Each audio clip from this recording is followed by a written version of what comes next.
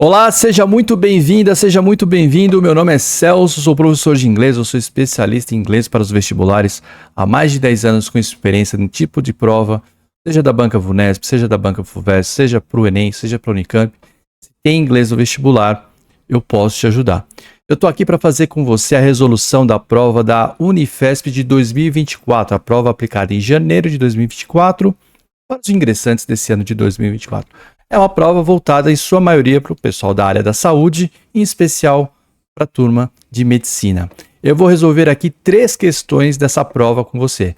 Você sabe que a prova de inglês da Unifesp tem 10 questões. No passado eram 15, depois reduziram para 10. Na verdade, às vezes a prova vem com 11, 12, mas isso eu falei num outro vídeo, tá? Que eu vou deixar aqui para vocês. Aqui eu vou resolver 3 questões para você e você vai ver quais são essas questões. Antes de começar, você que está chegando aqui agora, já deixa seu like, começa a seguir, ativa as notificações para receber sempre as ideias, os novos vídeos que eu vou colocando de resolução, orientação para estudar, orientação de estudos, de leitura, de vocabulário, conteúdo, que eu acho importante você saber para essa prova, porque dependendo da carreira que você escolhe, o inglês tem que ser 100% na prova, você tem que gabaritar o inglês. E eu compartilho com você a crença que é possível sim. Todas as pessoas são capazes de aprender esse idioma. Sim, tem que trabalhar. Não é um toque de mágica, tá? Mas acompanhando aqui, eu me comprometo a sempre colocar conteúdos para vocês que vão ajudá-los a chegar nesse objetivo. Eu vou fazer o seguinte, eu vou abrir a prova aqui para vocês, tá? Ó, a prova está aqui, é a Unifesp de 2024. Tem 10 questões, eu vou rodar aqui, ó, eu tenho todas elas aqui, tá bom? Mas eu vou resolver com você, ó. Tem o primeiro texto, de 16 a 22, questões 17, 18, 19, 20, 21, 22, 20, que eu vou fazer num outro momento. E aqui eu vou fazer com vocês hoje, tá? Eu vou responder as questões de 23 a 25, um texto da Economist. Pergunta que me fazem. Professor, eu preciso assinar a Economist para passar? Não precisa, até porque custa muito caro uma assinatura da Economist, tá bom? Agora, o que você pode fazer? Você pode segui-los no Facebook, você pode segui-los no Instagram. E aí, nessas contas da rede social, eventualmente, eles compartilham textos gratuitamente. Aí, lá no final, vão pedir para você assinar, né? A assinatura custa $300 por ano. É isso aí que você ouviu, $300 por ano. Não era tão caro assim, tá?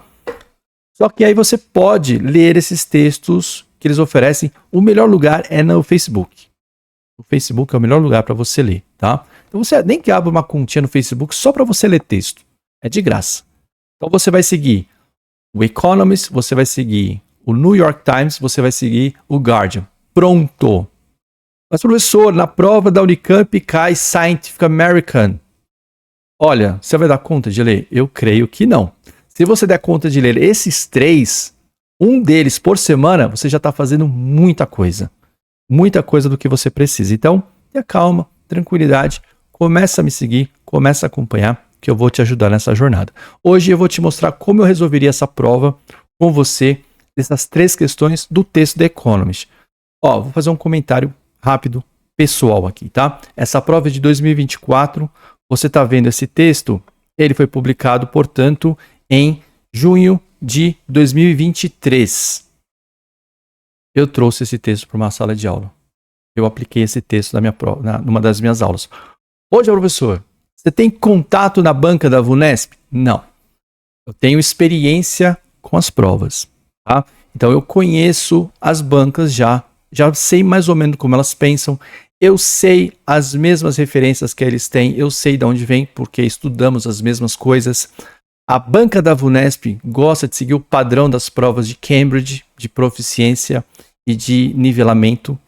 Então, eu compartilho com os meus alunos esses aspectos. Eu trago as provas do Cambridge de interpretação de texto do nível mais alto e eu vou deixar um vídeo aqui no canal mais para frente explicando para você saber o que é básico, o que é intermediário, o que é avançado e o que isso tem a ver com o vestibular. Algo que eu falo sempre em sala de aula, eu vou trazer aqui para o canal também. Então, assim, eu leio a revista, eu acompanho a revista por prazer, que eu gosto de ler, e também por trabalho, cai na prova. E esse texto chamou muito a minha atenção, porque ele pegou muito pesado na chamada. E eu trouxe para a sala de aula e foi uma baita confusão. Tanto na sala de aula com os alunos do vestibular, quanto com meus alunos particulares, que já são profissionais, que se sentiram extremamente ofendidos. Então foi um texto que chamou atenção. Chamou tanta atenção que a revista foi obrigada a emitir essa nota para corrigir o que estava escrito ali. Vamos dar uma lida então, ó. Texto para as questões 23, 24 e 25. Eu vou resolver com você essas questões, tá? Então, vamos pôr a mão na massa aqui. Eu leio com vocês em inglês e paro e leio em português na sequência, tá? O que vai acontecer? Com o passar do tempo, você vai construir essa habilidade. O que frustra você, às vezes, no inglês, é você olhar para um texto e falar, meu Deus, como é que eu vou fazer isso? É realmente difícil no começo, tá? Mas tem estratégias que a gente desenvolve durante um período de tempo. Você fica frustrado porque você estuda física, matemática, química, aula dada, aula estudada, questão acertada, né? Essa coisa horrorosa que eu acabei de falar, mas enfim, é assim que a gente pensa. No inglês, nem sempre é assim. VUNESP é em alguns aspectos. Quando eu fizer outras questões dessa mesma prova, você vai perceber que existem o que eu chamo em sala de aula questões diretas. Bate o olho, acerta porque você está preparado, você está preparada. Aqui não. Aqui é interpretação de texto. E essa interpretação de texto leva tempo para você desenvolver. Mas dá. Você é brasileiro? Você é alfabetizado? Dá. Você consegue. Eu te ajudo e você vai conseguir. Olha só, eu vou ler em inglês e vou te ajudando, tá? Então fala assim, ó. Why are Latin American workers so strikingly unproductive? Então tá assim, ó. Por que os trabalhadores da América Latina são surpreendente, espantosamente, chama muita atenção, striking, chama muita atenção, improdutivos. E aí vem assim, ó, lá no alto, né? A land of frustrated workers. Uma terra de trabalhadores frustrados. Aí vem o texto. Editor's Note, nota do editor, junho, dia 9. The original headline, a manchete original, né? A manchete não, cabeçalho, né? O título original in this article attracted criticism for the phrase a land of useless workers. Então estava escrito ali, em vez de frustrated, estava escrito useless. Useless. Eu tinha uma aula que fala sobre o uso do prefixo e sufixo. Aqui é sufixo, less. Less, ausência, menos. Inútil. Uma terra de trabalhadores inúteis. Não é à toa que atraiu criticismo. Vamos combinar, né? O pessoal ficou nervoso. Os meus alunos ficaram revoltados. Aí eu falei, poxa, então vamos escrever uma carta em inglês para a revista. O que vocês acham? Mas aí não quiseram fazer esse exercício. Não quiseram fazer essa lição de casa. Tudo bem. Então tá assim. We have changed to make clear that we are analyzing the social and economic costs of low productivity. Nós mudamos. Esse have changed tem uma aula sobre present perfect. Eu vou te demonstrar como é que funciona o present perfect e você vai ver a beleza dessa estrutura gramatical que explica exatamente o que aconteceu aqui. We have changed. Nós mudamos. Isso para ficar mais claro que nós estamos analisando os custos econômicos e sociais da baixa produtividade. Ou seja, do jeito que estava ofensivo. Aí eles mudaram para falar, não, a gente não está ofendendo as pessoas. A gente está criticando o sistema. Aí vem. Our aim, nosso objetivo é to draw attention, chamar a atenção para as causas estruturais da baixa média de produtividade por trabalhador na América Latina, nos países da América Latina. Including powerful oligopolies that mute competition, ou seja, oligopólios poderosos que mutam, calam, silenciam, inibem, né, a competição. Você tem grupos muito grandes, não dá nem para você competir, você fica sem condição de entrar no mercado e competir. E a large informal sector, um grande setor informal, which forces many business to remain subscale, o que força muitos negócios a se manterem num nível abaixo. O que ele está falando aqui? É tanta informalidade e as pessoas que realmente têm negócios não conseguem aumentar o seu faturamento porque são limitadas pela competição. Aqui, na sala de aula, eu tenho tempo e condição de abrir uma discussão sobre liberalismo e a ideia dessa revista econômica. Se você tem interesse por isso, se isso é uma coisa que te interessa, e vale a pena para a gente discutir, uma vez que o Economist é uma das principais fontes dos vestibulares, põe aqui no comentário, professor, faz um vídeo falando sobre o perfil liberalista da Economist. Se vocês colocarem lá, comentarem, eu vou fazer. Eu acho muito importante. Eu fiz faculdade de economia também. E isso era uma coisa que a gente debatia. Como a revista defendia os seus ideais ali, do liberalismo. Tá certo? E no jornalismo a gente fala a mesma coisa. Como os veículos colocam as suas ideias e tem que ser transparentes. Ó, nós somos liberais. É o caso aqui dessa revista. Liberal no aspecto da economia, tá?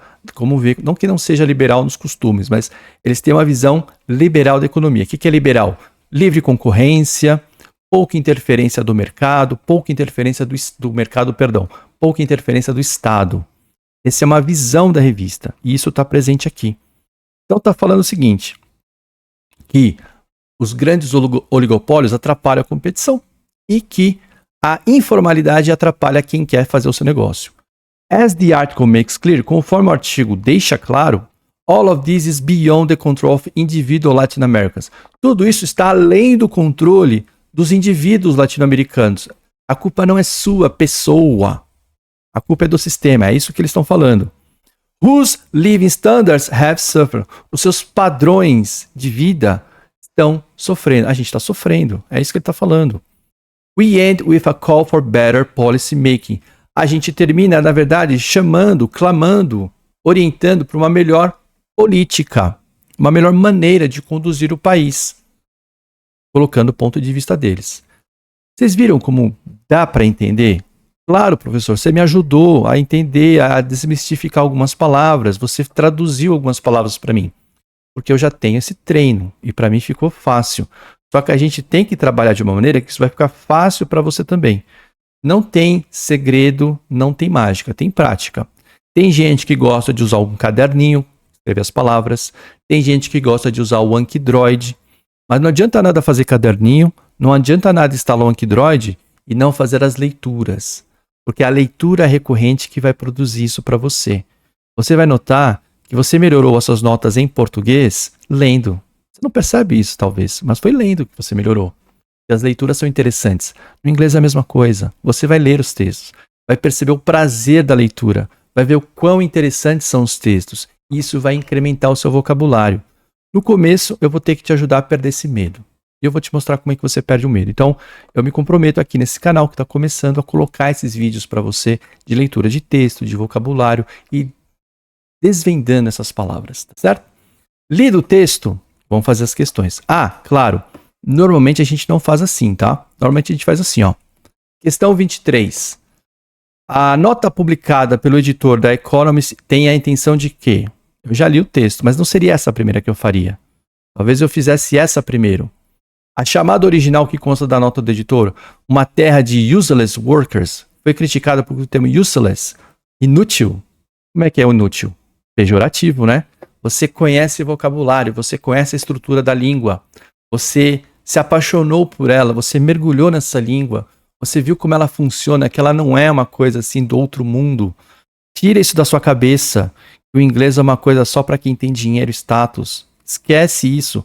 Quem te maltratou por causa disso não merece, tá? Não merece o tempo ter feito isso com você. Isso acontece com as pessoas. Eu ouço relatos todos os dias dos meus alunos de pessoas que sabem o idioma e fazem pouco das outras, fica corrigindo pronúncia. A pronúncia é importante, mas não pode menosprezar as pessoas. Você só aprende aquilo que você estuda. Como é que você vai saber sem estudar? Você precisa estudar. Todo mundo começa de algum lugar. Então vamos perder esse medo, vamos abraçar isso e ver que é legal também. E eu tenho certeza que você vai conseguir. Eu comprometo a te ajudar. Então, useless, inútil, pejorativo, tá certo? Olha lá, conveniente, trivial, nada a ver, já era. Essa deu para matar. Lógico que quando você estiver fazendo a prova, você lê todas as alternativas, elimina, você vai ficar entre duas. Não foi o caso aqui, mas não vai ser o caso de eu fazer isso agora, senão o vídeo vai ter 2 horas. Mas a cada questão que aparece tem um aspecto para a gente analisar, tá? Então aqui, essa aqui eu faria primeiro. Eu sei o que é useless, é inútil, ofendeu as pessoas. Eles foram obrigados a fazer uma nota para se retratar. 24, letra A. 25, de acordo com a nota do editor. Ah, então tá. Então eu vou fazer o quê? Eu já li a nota, eu vou fazer a 23 e depois eu vou para 25. Fala assim, ó. Qual é a intenção da nota? Pedir desculpa, né? Eles viram que fizeram besteira. Mas o que ele falou lá? Em objetivo, aqui, ó.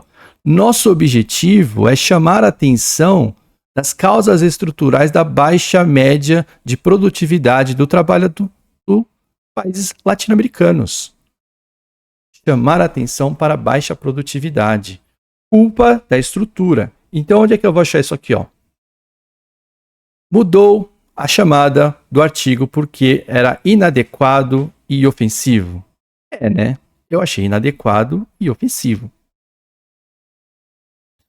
Mas a nota publicada foi para falar isso? Não. B.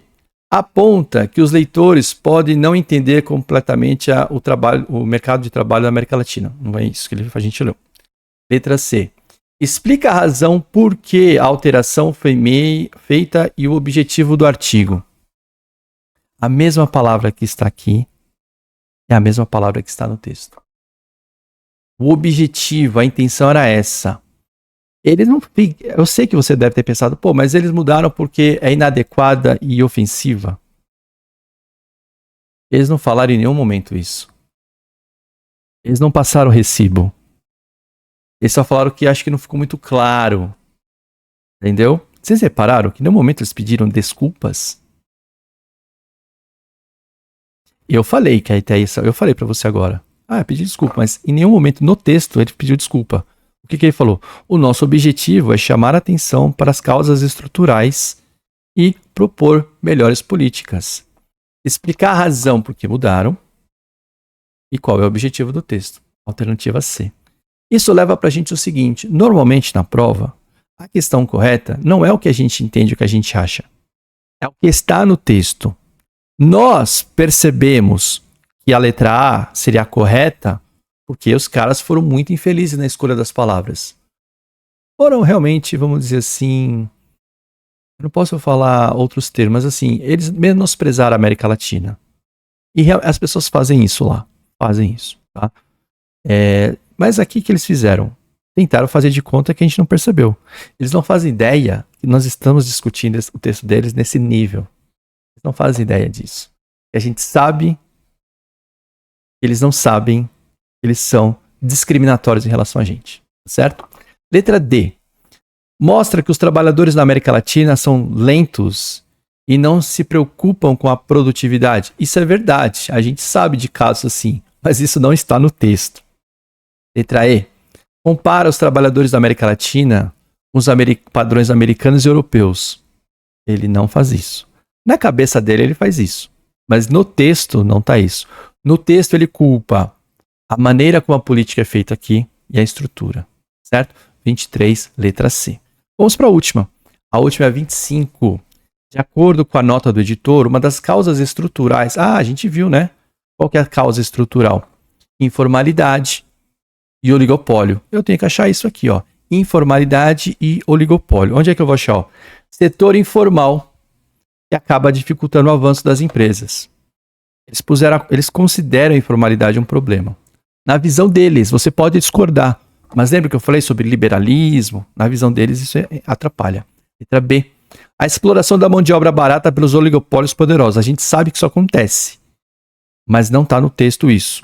E ele fala de oligopólios, mas os oligopólios não porque exploram mão de obra. Os oligopólios calam, multam a concorrência. C. Os baixos salários pagos por falta de concorrência em alguns setores.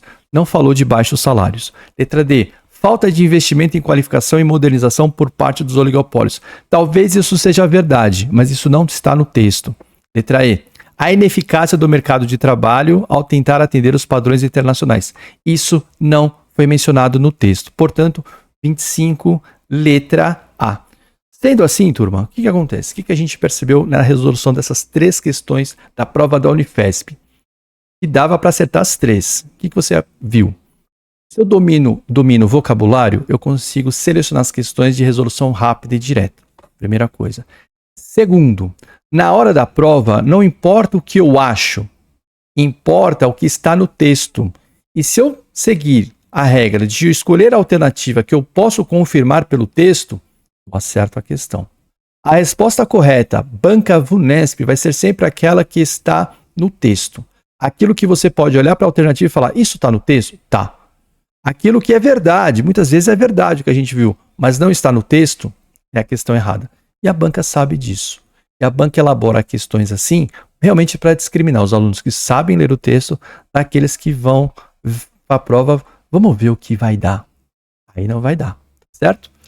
Essas são as 3 questões. Então, deixo o convite para vocês, comece a seguir, ative as notificações. Eu estou começando o canal, vou colocar mais vídeos aqui para vocês, tá?